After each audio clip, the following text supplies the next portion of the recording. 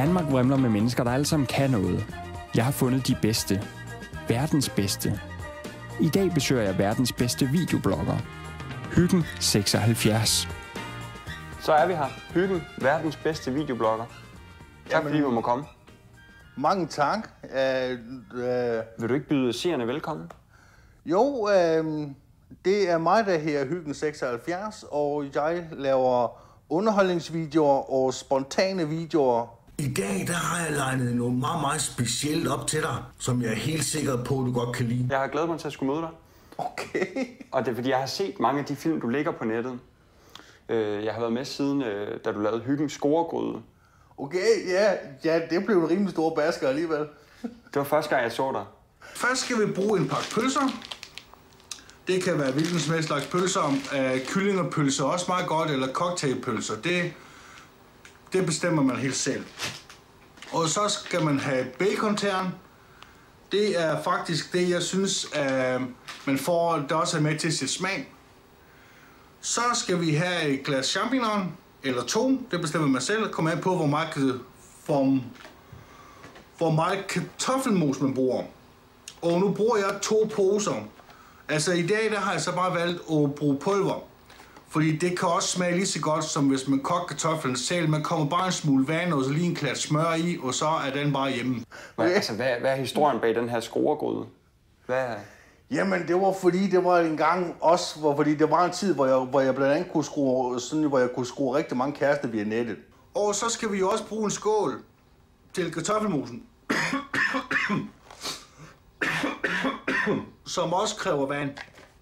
Så var det, jeg tænkte på, jamen, der må man kunne lave en eller anden ret, som i hvert fald lige kunne give det sidste hug, inden man lige var helt med, sådan så hun blev helt vild med en, ikke? Og det var bare en kassesucces, altså det var faktisk, og så var det, så jeg valgte at kalde den skruegryde. Det er jo et meget godt navn til den, vil jeg sige. Ja.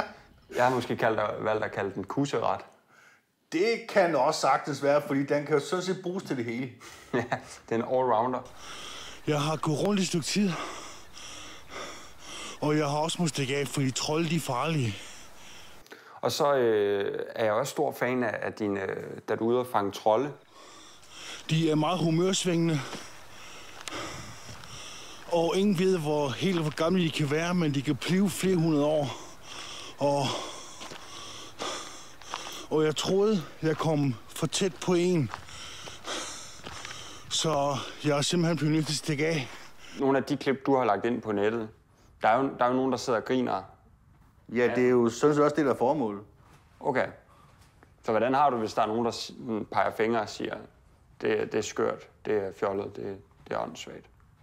Jamen, de har jo haft en eller anden form for underholdning. Altså, jeg har i hvert fald fået folk til at tænke over et eller andet, og så har de så bare reageret. Mm. Det er jo søde fugle, du har derovre. Ja. Hvad hedder de? Den blå, han hedder Piphans, og så den grønne, det er Flakse. Før jeg fik Flakse, så var Piphans en virkelig filmnørd. Der kunne kende forskel på en B-film og en almindelig film. Nå. Bare starten, hvis den ikke passer ham, så skrab han sig op, eller bare vendte sig rundt. Men var det en god film, ja, så satte han sig til ret. Men Saw 3, den var for uhyggelig for ham. Saw 3? Nå, den er også hyggelig. Ja. Nå, men Hyggen, skal vi kigge på nogle videoer på YouTube om et øjeblik? Det kan vi godt. Men lad os lige først tage et skilt. Hyggen, jeg synes, vi skal kigge på, hvad der skal til for at lave en god videoblog. Men jeg synes faktisk, at det ser federe ud i fjernsynet, hvis vi sådan ligesom får noget baggrund med. Jo. Så skal vi ikke flytte bordet og sofaen, så vi ligesom sådan skyder den vej?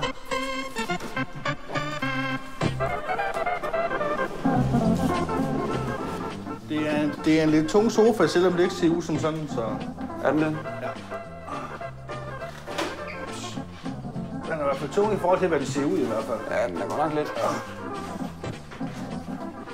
Det ser godt nok noget roligt ud, men det er så herinde, at jeg så optager størstedelen af alle mine indendørsvideoer. Ja. Hvor jeg så har kameraet herovre. Ja. Og hvor jeg så har min greenscreen herovre, når jeg for eksempel laver nogle gameplays-videoer, hvor jeg for eksempel har den kørende i baggrunden. Giver du en kop kaffe? Ja, det kan jeg godt, for så skal der bare lige koges vand. Ja, jamen gerne. Fordi ellers så... Det er næsten som tv-køkkenet, det er forberedt. Når du har allerede kogt vand? Ja, nu skal det bare koges igen. Okay. Og nu? Hyggen. YouTube. Mig. Blogs. Er du klar? Yep, Til at anmelde nogle videoer? Du går bare i gang. Film, de får stjerner, og hvad synes du, vi skal give de her film? De får tuber. Tuber? Yep. Altså ligesom tandpastatuber? Det kan det også være, altså... Nå, ligesom en tube? Nå. Ja, bare så længe det er en tube. Så kan vi bare sige, at de får fra 1 til 5 tuber. Nu tager vi Nannas sexblog. Okay, det er egentlig ikke lige kender. Nannas sexblog. Det her, det er Nannas sexblog, og i dagens afsnit, der skal det handle om penisstørrelse. De fleste, de har en pik, som er imellem det her 10-20 cm. Det vil sige, at der er nogen, der har en pik, der er lidt mindre, og nogen, der har en pik, der er lidt større. Men det her er det, vi kalder normalen, hvis vi kan sige det sådan. Ja, den ligger i snit i Danmark fra 15 til 17. Hvor den ligger fra 12 til 15 i Asien. De allerfleste drenge og mænd, de bekymrer sig altså helt uden grund. Fordi der er kun 7 cm af den kvindelige skede, som er følelsesorgan. Resten, det blærer. Når man er mand. Og det vil sige, at... Så derfor behøver den ikke være længere end 0 cm. Ja. Den kan måske virke kedelig i den forstand, at udtrykket virker som en gammel støv. Det er tv-avisvært. Ikke? Der bare sidder sådan der totalt stiv, totalt udtryksløst. Jeg vil tro, de fleste, de går væk på videoen, inden der er gået 4 minutter, fordi det virker jo fuldstændig kedeligt, altså. Mm. Så når man tager den som helhed, vil jeg nok give den 3 tuber. 3 tuber? Ja. Så der er altså 3 tuber til Nanna? Ja. Nå. Det her er en video, som Indre Missions Ungdom har lagt op. Jeg vil gerne have lov til at dele den filippiske måde at drive mission på. Og udgangspunktet skal være fra Johannes Evangeliet, kapitel 1, vers 43-46. Du gaber. Ja. Du keder dig allerede. Jeg hører kun bla bla bla bla. Så. Hvad synes du, de skal have for den her video? Han skulle nok have hævet kameraet. Framing skal... Ja, så jeg synes, at hans knæ kommer lidt væk. Den skal have 3 tuber i hvert fald. Og hvis man så ikke kunne se knæene, så er det måske 4. Det skulle I hvert fald lige have lavet, ja. Nu skal vi se en, der hedder Pernille Pedersen. Dags. Og glædelig mandag. Nå, Pernille. Du kender Pernille? Ja. Nå. Mandag morgen. Og jeg synes i hvert fald, hun skal have 5 ud af 5. Allerede nu? Nu siger du, hun skal have 5 ud af 5. Ja, fordi at hun er rigtig sød at høre på. Vi fik nye busruter i Aarhus i dag. Det var slet ikke... Og hun er også et krammedyr, som også vil kunne passe meget fint i mit univers. Man kan simpelthen mærke, at hun faktisk har hjertet med. På samme måde, som når jeg selv laver min video, ikke? Hyggen.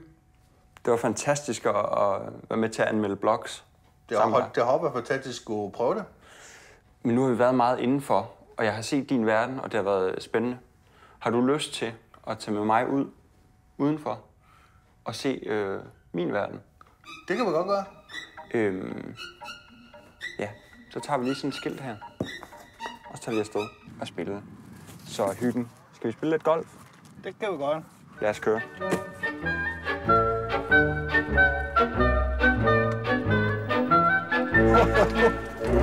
Hyggen, du kører som en drøm. Jamen, jeg har jo også tidligere kørt meget truk. Du har kørt meget truk? Ja. Herude? Nej, når jeg har arbejdet som lagerarbejder.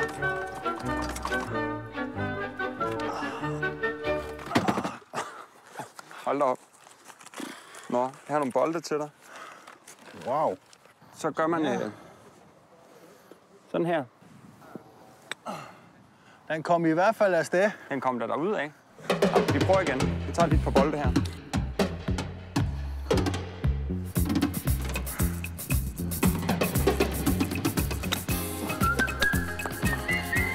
Wow, pas på, Takkerbus. Så kommer en dag nu.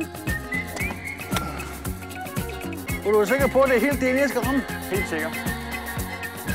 Okay. Hold da kæft.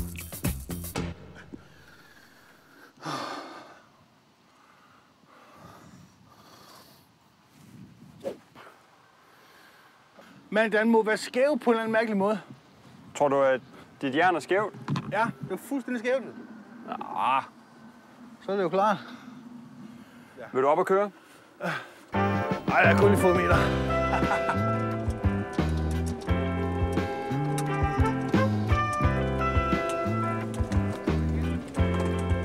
Hej. Ja, altså vi har det her hul tilbage, og så er vi helt færdige.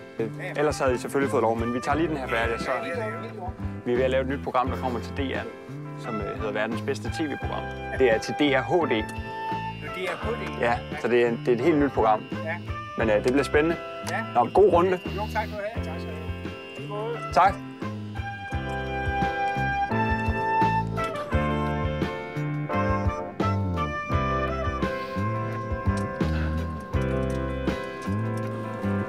Hvad så, Hyggen? Jo, den var min ven. Er det dig? Yep. 2 slag. Det må jeg nok sige. Det er sgu godt skudt.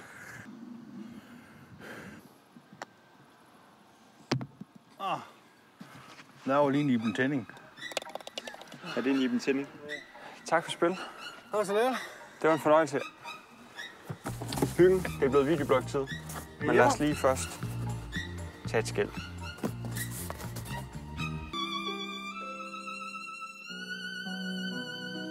Den der. Godt.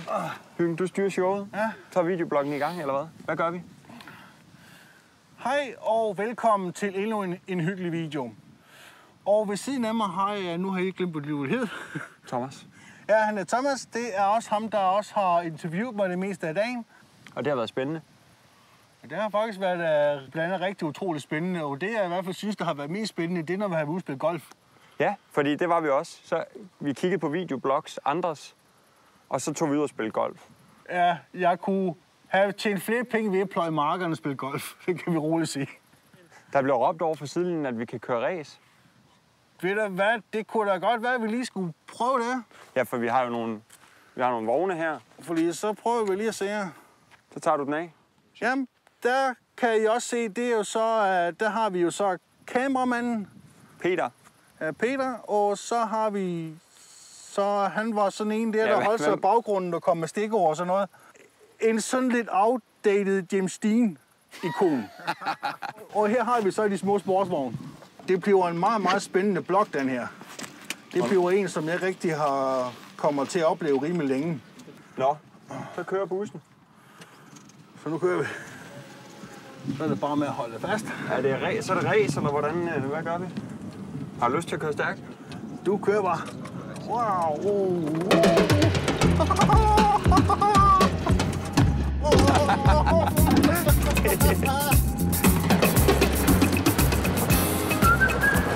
Jamen, det er sgu da en meget god videoblog, det her, er det ikke det? Jo. Jeg tror det. Men så er vi ved at være ved vejs ende. Ja, og det var dejligt at komme hjem og slappe af efter sådan en begivenhedsrig dag. Nu hakker jeg bremsen i.